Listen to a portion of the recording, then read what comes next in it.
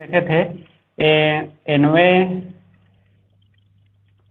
मुख्य क्वांटम के हिसाब से और द्विगांशी क्वांटम संख्या के हिसाब से, उसके हिसाब से हम इसको दो भाग में डिवाइड किए थे और अधिकतम कक्षकों की संख्या और अधिकतम इलेक्ट्रॉनों की संख्या, ये हम बात किए थे। अधिकतम कक्षकों की संख्या, मैक्सिमम नंबर ऑफ ऑर्बिटल्स और मैक्सिमम नंबर ऑफ इलेक्ट्रॉन, ये दो प्रकार से हम यहाँ से एक डाटा निकाल सकते हैं, अधिकतम इलेक्ट्रॉन की संख्या। और इसको हम बात किए थे अधिकतम कक्षक। सर वीडियो नहीं दिख रहा है, वीडियो नहीं दिख रहा सर, साइड में दिख रहा है सर। अच्छा, साइड में दिख रहा है मतलब आपके तरफ नहीं जा रहा है क्या? ये बोर्ड कट रहा है? बोर्ड दिख रहा है, साइड में दिख रहा है सर, बीच में किसी का नाम दिख रहा है, बीच में सुखचंद भट्ट जी का नाम आ रहा है। किसका नाम आ रहा है? सुखचंद नाम, सुखचंद का नाम आ गया। अच्छा, हाँ, मेन स्क्रीन में केमिस्ट्री। अब अभी भी नहीं दिख रहा है आपका? मेरा अभी भी नहीं दिख रहा है। सुखचंद जी, आप अपने आप को पिन करके रखे हैं क्या उसको? आप हाँ सर, अब आ गया, अब आ गया, अभी आ गया। सुखचंद जी, आप अपने आप को पिन किए रहे होंगे तो अनपिन कर लीजिएगा। अभी दिखाई दे रहा है? यस सर, दिखाई दे रहा है ना? चलिए ठीक। अधिकतम कक्षकों की संख्या हम लिए थे कल, इसके बारे में डिस्कस कर चुके थे, और ये आता है एन स्क्वायर। और जब हम कक्षकों की संख्या के बारे में बात करते हैं तो ये आता है 2l+1, और ये और कुछ नहीं है, ये आपको चुंबकीय क्वांटम संख्या बताता है। और चुंबकीय क्वांटम संख्या से हम देखे थे जो ऑर्बिटल होता है उसमें सब ऑर्बिटल की संख्या, या जिसको आप हिंदी में अभिविन्यास या इंग्लिश में ओरिएंटेशन के नाम से जानते हैं, उसकी जानकारी देता है। और वही आपके टोटल नंबर ऑफ ऑर्बिटल की संख्या के बारे में जानकारी देगा। और अधिकतम कक्षकों की संख्या आप अगर मुख्य क्वांटम संख्या से निकालना चाहे तो n का स्क्वायर कर देते हैं तो आपको मिल जाएगा। अब आपको पता है एक कक्षक में 2 इलेक्ट्रॉन रह सकता है, ठीक? तो एक कक्षक में 2 इलेक्ट्रॉन है, उस हिसाब से मैं यहाँ पर अगर 2 का गुणा कर देता हूँ तो ये आपको अधिकतम इलेक्ट्रॉनों की संख्या मिल जाएगा। उसी प्रकार से अगर मैं यहाँ भी 2 का गुणा करता हूँ तो आपको अधिकतम इलेक्ट्रॉन की संख्या मिल जाएगी। आप इसको सॉल्व करेंगे तो 4l+2। स्टार्टिंग किया था क्लास तो वहाँ पर मैं शायद ये क्वेश्चन दिया था और बोला था कि निम्न में से कौन सा आएगा, जवाब नहीं दे पाए थे। आप देख सकते हैं इस प्रकार से इसका आंसर आता है, अधिकतम इलेक्ट्रॉन की संख्या इतना होगा। तो ऐसा ही उलझा कर क्वेश्चन को दिया जाता है, बस इसी को आपको समझना है।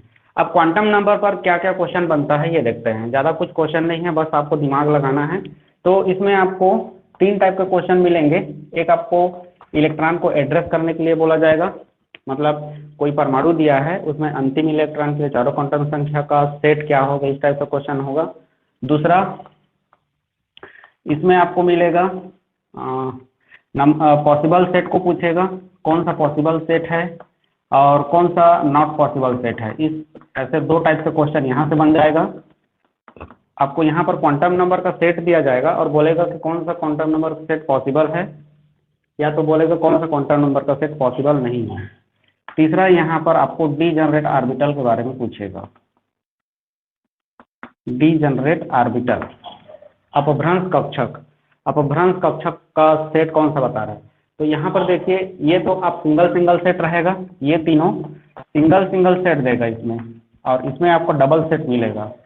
और डबल सेट से आपको देखकर बताना है कि कौन सा डीजनरेट ऑर्बिटल है, ठीक? इस पर मैं एग्जांपल लेता हूँ और देखते हुए चलते हैं। जैसे कि मैं आपको बोलूं कि not allowed quantum number, quantum set, निम्न में से कौन सा क्वांटम नंबर का सेट अलाउड नहीं है। और इसमें आपको 4 ऑप्शन दिया गया है। पहला ऑप्शन है n = 3, l = 0, इसको मैं ऐसे ले लेता हूँ n, l, m और s।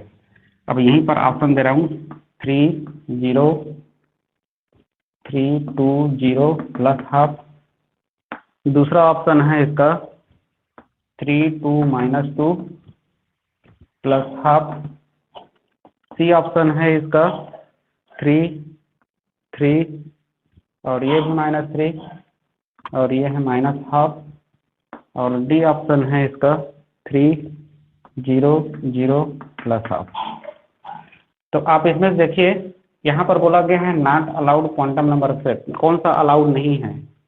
तो आप इसको चेक कीजिए और सोचिए क्या हो सकता है।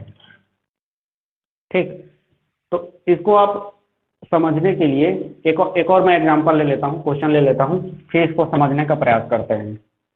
हो सकता है आपको थोड़ा सा हार्ड लग रहा होगा ये, तो इसको समझने के लिए मैं एक और क्वेश्चन ले रहा हूँ और इसको समझने का प्रयास करते हैं। और इसमें लेते हैं फ्लोरीन के अंतिम इलेक्ट्रॉन के लिए चारों क्वांटम संख्या का मान क्या होगा, चारों क्वांटम नंबर का मान क्या होगा। क्या बोल रहा हूँ क्वेश्चन में, फ्लोरीन के अंतिम इलेक्ट्रॉन के लिए चारों क्वांटम संख्या का मान क्या होगा, ये आपको निकालना है। तो आप पहले इलेक्ट्रॉनिक विन्यास करके देखोगे 2s2 और p5, ये आपका फ्लोरीन का अंतिम इलेक्ट्रॉन है। अब अंतिम इलेक्ट्रॉन कहाँ पर है, ये मतलब ये इलेक्ट्रॉनिक विन्यास है, अंतिम इलेक्ट्रॉन p ऑर्बिटल में है, 1 2 3 4 और ये 5, ये आपका अंतिम इलेक्ट्रॉन है। ठीक, कहाँ पर है अंतिम इलेक्ट्रॉन, ये वाला आपका अंतिम इलेक्ट्रॉन है। अब इसी के लिए आपको चारों क्वांटम संख्या का मान निकालना है। तो हम क्या करेंगे, यहाँ पर अब देखते हैं 2p में है ये 2p है, तो इसका n का वैल्यू तो आपको पता चल गया होगा, n बराबर हो गया 2, p में है तो मैं आपको कुछ भी कैलकुलेशन नहीं करना है, क्वांटम संख्या पढ़ाते हुए बोला था, और आपको सिर्फ ये याद रखना है 0 1 2 3, ये हो गया s, ये हो गया p, ये हो गया d और ये हो गया f। तो p के लिए क्या है, 1 है, तो ये हो गया l बराबर 1। अब देखो अभी विन्यास में चलना है, m आपको l का भी विन्यास बताएगा, मतलब ये p कक्षक का भी विन्यास बताएगा, और p के लिए 3 मान प्राप्त होते हैं और वो आपको पता है 0, इधर -1 और इधर +1, बस इतना ही लेना है। अंतिम इलेक्ट्रॉन कहाँ पर है, तो आप देख सकते हो ये 0 वाला में है, तो m बराबर हो गया 0 और s बराबर अप और डाउन, डाउन है तो -1। तो ये आपका क्या हो गया, फ्लोरीन के अंतिम इलेक्ट्रॉन के लिए चारों क्वांटम संख्या का मान हो गया। इसी प्रकार से आपको निकालना होता है। क्लियर हो रहा है ये स्वाति जी, समझ में आया क्या किया मैं अभी? Yes sir. ठीक, बस इतना ही याद रखना है, एल में उलझना नहीं है, एल का सिर्फ 4 ही मान है, कोई कैलकुलेशन नहीं करना है। 0 अगर दिख रहा है, एस 1 दिख रहा है, पी 2 दिख रहा है, डी 3 दिख रहा है, एफ पी दिख रहा है सीधा 1 लेना है, डी दिख रहा है सीधा 2 लेना है, कोई कैलकुलेशन नहीं करना है। ठीक, कहीं पर कैलकुलेशन में उलझना नहीं है इसमें। और ये चारों क्वांटम संख्या का वैल्यू हम इस प्रकार से निकालेंगे, जो आपको डिजिट सामने में दिखेगा लास्ट ऑर्बिट में जो डिजिट दिख रहा है सामने में, वही आपका n नंबर होगा। ये आपका n नंबर है, ये आपका l नंबर है, जहां पर आप बात कर रहे हो उस कक्षक l हो जाएगा। फिर m आप उस कक्षक के डिटेल के बारे में जाते हो, p है तो 3 रहेगा, d है तो 5 रहेगा और f है तो 7 रहेगा। अब उसमें से किसके बारे में पूछा गया है आपको डिसाइड करना है और इसी प्रकार से लेना है। बीच वाला को 0 लेना, इधर आप माइनस बढ़ते हुए जाओगे और इधर प्लस बढ़ते हुए जाओगे। जहां पर के इलेक्ट्रॉन के बारे में पूछा गया है उसका नंबरिंग देख लेना, कौन सा नंबर में आ रहा है m का, और उसी नंबर को m में लिखना है आपको। s के लिए +½ ऊपर की ओर, नीचे के लिए -½ इससे ज़्यादा कोई कैलकुलेशन नहीं करना है, उलझना नहीं है कहीं भी। तो ये f के अंतिम इलेक्ट्रॉन के चारों क्वांटम संख्या का मान इस प्रकार से हो गया। ठीक, ये इसी प्रकार से निकाला जाता है। अब यहाँ पर इस क्वेश्चन में आते हैं और हम बोल रहे हैं कौन सा ऐसा सेट है जो अलाउड नहीं है यहाँ पर। ठीक, कौन सा अलाउड नहीं है, तो अब इसमें थोड़ा सा कैलकुलेशन देखना पड़ेगा, आपको समझना है कि क्या करना है। ठीक, n बराबर, देखिए मैं n बराबर अगर 3 लिया हूँ, यहाँ पर 3 लिया हूँ, n बराबर 3 लिया हूँ, तो l बराबर होता है n का टोटल वैल्यू। ठीक, इतना वैल्यू आ सकता है, लेकिन अपने को पता है ये 0 से स्टार्ट होता है, इसलिए अपने को n-1 तक ही मिलेगा। क्या मिलेगा, l बराबर n होता है टोटल वैल्यू, लेकिन हम 0 से स्टार्ट करते हैं, इसलिए l का वैल्यू n-1 तक ही मिलेगा अपने को। तो मैं यहाँ पर 3 बोल रहा हूँ, तो अपने को कहाँ तक मिलेगा, 2 तक मिलेगा, उससे ज़्यादा नहीं मिलेगा। और ये हो गया टोटल 3 वैल्यू। n बराबर 3 बोला, जो कि l बराबर n होता है 1 2 3 वैल्यू मिल गया अपने को, n-1 तक ही जाना है, उससे ऊपर जाएगा ही नहीं। तो अगर 3 दिया होगा यहाँ पर तो ये कैंसिल हो जाएगा, जैसे कि यहाँ पर 3 दिया है, ये कैंसिल हो गया, सीधा सीधा आपका आंसर निकल गया नॉट अलाउड। समझ में आ गया? इसीलिए यहाँ पर कोई कैलकुलेशन में फंसना नहीं है अपने को, सीधा सीधा आपको यहीं पर उलझाएगा एल के मान पर, हो सकता है एम पर कभी कभी उलझा सकता है, तो जनरली एल पर ही उलझा कर ये क्वेश्चन को देता है। और ये होता है एल बराबर टोटल वैल्यू एन होता है, लेकिन उसका वैल्यू n-1 तक ही जाएगा। क्लियर हो रहा है ये? तो ये टोटल वैल्यू 1 2 3 तो हो गया, लेकिन n-1 तक ही होने के कारण से यहाँ पर अधिकतम 2 तक मिल सकता है, 3 जाएगा ही नहीं। तो यहाँ पर देखते हैं एल में 3 है, इसलिए नॉट अलाउड हो जाएगा। बाकी आप सबको कैलकुलेशन करके देख सकते हैं, आपको सभी में वैल्यू मिल जाएगा। जैसे कि मैं n बराबर 3 रखता हूँ, इसके लिए लेता हूँ, तो l बराबर 2 मिल सकता है, जो कि अभी देखें यहाँ पर l बराबर 2 हो सकता है। m बराबर 0, तो अगर l बराबर 2 लिया हूँ मैं, मतलब ये कौन सा ऑर्बिटल है, d ऑर्बिटल है, और d में आपको 0 मिलेगा ही, 1 और इधर 2, इधर +1, इधर +2, ये 0 रहता है, इसलिए ये भी अलाउड है। और प्लस हाफ माइनस हाफ के बारे में बातें नहीं करना है। वैसा इसमें देखेंगे तो सेम सेट यहाँ पर देखो -2 मिल रहा है आपको, मतलब ये भी अलाउड है। प्लस हाफ माइनस हाफ के बारे में बातें नहीं करना है, ये नॉट अलाउड हो गया। अब इसमें देखते हैं 3, तो एल का वैल्यू 0 हो सकता है, जो कि यहाँ पर देखें हम 0 निकाल सकते हैं, 0 हो सकता है। एम का वैल्यू 0 हो सकता है, अगर 0 है, एल बराबर 0 है, तो एम बराबर भी 0 होगा, क्योंकि एल बराबर 0 मतलब एस है, और इसके लिए अपने को एम का वैल्यू भी 0 ही मिलता है, तो ये भी अलाउड है। प्लस हाफ माइनस हाफ के बारे में बातें नहीं करना है। तो इस हिसाब से देखोगे तो आपका ये आंसर क्या हो जाएगा, सही हो जाएगा, जो यहाँ पर अलाउड नहीं लिख रहा है। तो क्लियर हुआ ये। इसी प्रकार से क्वेश्चन रहेगा इसमें क्वांटम नंबर से रिलेटेड। अगला एक और क्वेश्चन देखते हैं जो क्लियर करे। कहाँ या इस बार मैं लेता हूँ possible number of quantum number का सेट। कौन सा ऐसा सेट है जो पॉसिबल है?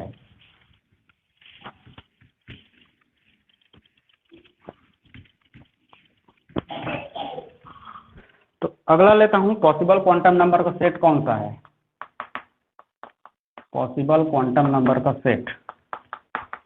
फिर अगला देखते हैं जो भी आएगा। तो इसमें मैं फिर से वही ले रहा हूँ, n, l, m और s। पहला ऑप्शन लेता हूँ इसमें 3 3 3 3 3 -3 और s बराबर -हाफ ले लेता हूँ। कुछ भी रहे, -हाफ प्लस हाफ उससे कोई मतलब नहीं है अपने को। दूसरा ऑप्शन लेता हूँ 2 1 2 प्लस हाफ c। इसके ले लेते हैं 2 0 0 2 0 0 -हाफ ले लेते हैं, और d बराबर 1 है, 0 है, 0 है और ये 0 है। वैसे तो देख के ही समझ में आ रहा होगा। अच्छा, इसमें पॉसिबल क्वांटम नंबर का सेट कौन सा होने वाला है, पॉसिबल पूछ रहा हूँ इसमें, तो अब इसमें कौन सा होगा, कोई बता सकता है? सर ऑप्शन बी होगा। Option B for ball.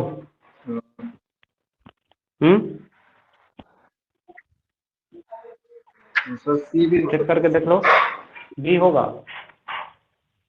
यहाँ पर देखिए, आप बी बोल रहे हो, इसको चेक कर लीजिए। एल बराबर 1, तो एम बराबर 2 हो सकता है। अभी मैं कुछ देर पहले ही बताया हूँ, एल बराबर 1 मतलब पी के लिए +2 होता है क्या? सर सी इसका सही आंसर होगा। चेक कर लेते हैं इसको, क्यों पॉसिबल क्वांटम नंबर का सेट सी आएगा। इसमें देखते हैं 3, तो 3 यहाँ पर एल बराबर 3 ये नहीं होगा, क्योंकि n-1 तक ही जाता है, इसलिए यहाँ पर ये गलत हो गया, खत्म पहला ऑप्शन। दूसरा ऑप्शन देखते हैं, n बराबर 2 है, तो ये तो हो सकता है। यहाँ पर ये हो सकता है बोल रहा हूँ ना, ये हो सकता है, जो कि बताता है आपको p का। तो यहाँ पर p के 3 अभिविन्यास आपको 3 ओरिएंटेशन मिलेंगे, -1 और +1। यहाँ पर 2 दिया है जो अपने आंसर में नहीं आ रहा है, ये यहाँ पर से गलत हो गया। इसमें आते हैं सी में, तो यहाँ पर देखते हैं n बराबर 2, तो एल बराबर आपको 0 और 1 2 है, 2 वैल्यू मिल गया, 0 है मतलब यहाँ से सही हो रहा है ये। फिर यहाँ पर जाते हैं, अगर 0 दिया है मतलब ये एस कक्षक के बारे में बोल रहा है, उसका कोई अभिविन्यास नहीं होता, जो सीधा सीधा 0 आता है, तो ये भी सही हो रहा है। प्लस हाफ माइनस हाफ के बारे में आपको बातें नहीं करना है, ठीक। तो यहाँ से ये सही आंसर हो गया, possible number quantum number set आपको मिल रहा है। एस बराबर देखो यहाँ पर 0 दे रहा है, जो कभी भी संभव नहीं है, प्लस हाफ और माइनस हाफ ही रहना है। तो इसलिए पॉसिबल क्वांटम नंबर का सेट यहाँ पर कौन सा हो जाएगा, ऑप्शन सी हो जाएगा। समझ में आ रहा है सबको? इसी प्रकार से ही क्वेश्चन रहेगा इसमें क्वांटम नंबर पर, और इससे ज़्यादा कोई बड़ा क्वेश्चन नहीं मिलता इसमें। अब देखते हैं एक और जो क्वेश्चन मिल रहा, क्वेश्चन देखना है अपने को। सर सर एम का मान बताइए तो एक बार।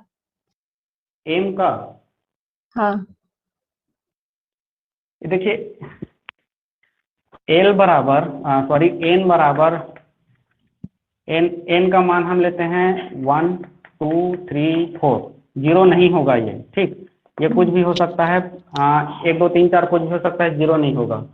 एल बराबर होता है कुल मान, एन के बराबर होगा, ठीक। लेकिन आपको स्टार्ट करना रहता है जीरो से, चालू आपको जीरो से करना है और चलना है आपको n-1 तक, ठीक। ये n-1 तक जाएगा, क्योंकि एल बराबर मैं n बोल रहा हूँ, एक मान आपको जीरो लेना है, तो इसलिए यहाँ पर जैसे कि 3 ले रहा हूँ, तो 3 टोटल वैल्यू अपने को मिलेगा, तो उसमें से एक वैल्यू आपका जीरो रहेगा, ठीक। तो यहाँ पर अगला जो और वैल्यू आएगा वो कहाँ तक जाएगा, 2 तक ही जाएगा, ठीक। समझ में आ रहा है। जैसे मैं इसको n बराबर 3 लिया तो अपना एक वैल्यू जीरो हो जाएगा, तो अगला जो वैल्यू जाएगा वो कहाँ तक जाएगा, 2 तक ही जाएगा, क्योंकि मैं n-1 तक ले जाऊंगा इसको। अब बीच में जो कुछ भी आ रहा है तो आ गया यहाँ पर 1। 4 लेता हूँ n बराबर, तो मैं जीरो से स्टार्ट करूंगा और n-1 तक जाऊंगा, जो कि है 3, तो 1 और 2। समझ में आया। टोटल 4 मान हो गया, 1 2 3 4, ये 4 मान हो गया। इसी प्रकार से l का वैल्यू लेना है। m का वैल्यू लेने के लिए अपने को 2l+1 लेना है, ये टोटल वैल्यू है, ये कुल मान है, ठीक। लेकिन अपने को अब ये ध्यान में रखना है, अगर इस प्रकार से 4 ऑप्शन दे रहा है तो किसके बारे में बात कर रहा है, वो l किसको डिनोट कर रहा है। अगर l1 को डिनोट कर रहा है, जैसे कि यहाँ पर l1 को डिनोट किया है, तो उसी के m के बारे में आपको बताना है। और 2+1 2 × 1+1, यहाँ से 2l+1 2 × 1+1, तो यहाँ पर मिल गया 2 1 2 +1 3, 3 मान मिलेंगे आपको। जीरो से स्टार्ट करना है, -1+1, ये 3 मान हो गया आपका। इसी प्रकार से इसको निकालना होता है। Yes, एस के लिए बस और कुछ नहीं है, ऊपर गया +1, नीचे गया -1। इसको आप क्लॉकवाइज बोलते हैं, उसको आप एंटी क्लॉकवाइज बोलते हैं, दक्षिणावर्त वामावर्त, ठीक। बस इतना ही है क्वांटम नंबर में, और इसी में उलझ जाते हैं पूरा क्वेश्चन। तो ये पॉसिबल नंबर का सेट और नॉट पॉसिबल क्वांटम नंबर का सेट, ये दो क्वेश्चन हो गया। तीसरा क्वेश्चन देखते हैं इसमें, और वो है डीजेनरेट ऑर्बिटल के लिए। अब आपको एक यहाँ पर मैं सिंगल सेट दिया था, अब यहाँ पर डबल सेट मिलेगा, और उस डबल सेट से चेक करना है कि कौन सा ऑर्बिटल डीजेनरेट है। तो इसमें लेता हूँ डीजेनरेट ऑर्बिटल, आपको खोज के निकालना है। इसको हिंदी में अपभ्रंश कक्षक या समभ्रंश कक्षक बोला जाता है। ऐसा कक्षक जिसकी ऊर्जा समान हो, ऐसा कक्षक जिसकी ऊर्जा बिल्कुल समान हो, अपभ्रंश कक्षक या डीजेनरेट ऑर्बिटल कहलाते हैं। अब इसमें 2 सेट ले रहा हूं मैं। पहला ऑप्शन है यहाँ पर n बराबर 3, l बराबर 1 2। यहाँ पर मैं फिर से लिख देता हूँ, बार बार लिखने का झंझट खत्म होगा मेरा। ms ऑप्शन ए 1 में है यहाँ पर 3, इसका 2 ले रहा हूँ 3, l में है इसका 1 2, ये 1 1 और ये ++। दूसरा ऑप्शन है इसका पहला और दूसरा, इसमें मैं ले रहा हूँ 3 3 2 2 2 -1 -12 और एक और ऑप्शन देता हूँ पहला दूसरा, इसमें लेता हूँ 4 और 3 2 2 2 2 +12। चलो 3 ऑप्शन से खोज के देखते हैं कि कौन सा इसमें अपभ्रंश कक्षक है, डीजेनरेट ऑर्बिटल है। तो कोई आइडिया लगा सकता है इसमें, जिसकी ऊर्जा बिल्कुल समान हो, जिसकी ऊर्जा बिल्कुल समान हो उसी को हम अपभ्रंश कक्षक के नाम से जानते हैं। और ऊर्जा के लिए हम अपने को पता है n+l रूल लगाते हैं, वैसे अभी शायद बात नहीं किया हूँ। तो n+l रूल से देखोगे जिसका वैल्यू सेम आए उसकी ऊर्जा समान, यही बोला जाता है। तो n+l किसके लिए समान आ रहा है,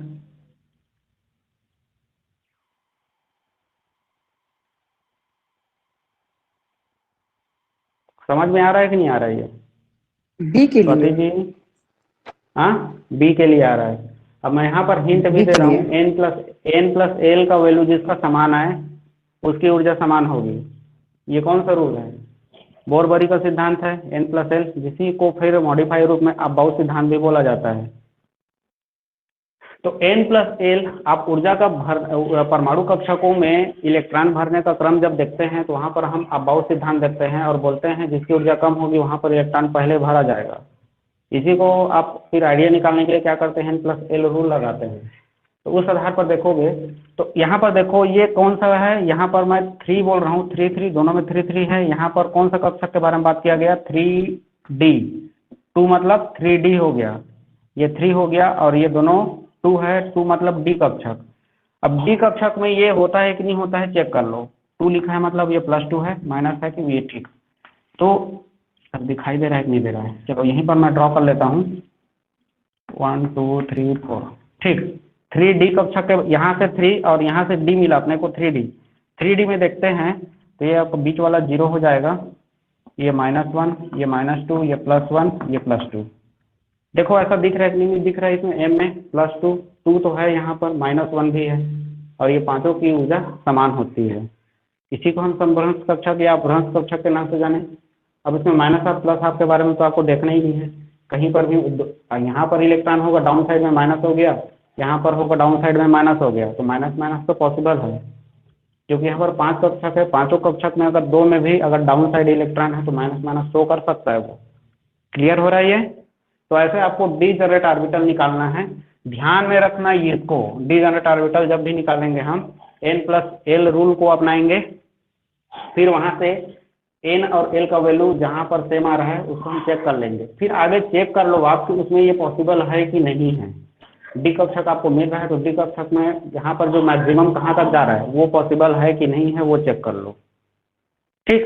तो इसमें आपको डीजनरेट ऑर्बिटल का कॉन्सेप्ट मिल जाएगा। तो चलो ठीक है, इतना तो अब ये हो गया क्वांटम नंबर पर। अब आगे देखते हैं और इसमें जो छोटा मोटा नियम है उस पर डिस्कस कर लेते हैं और आगे बढ़ते हैं।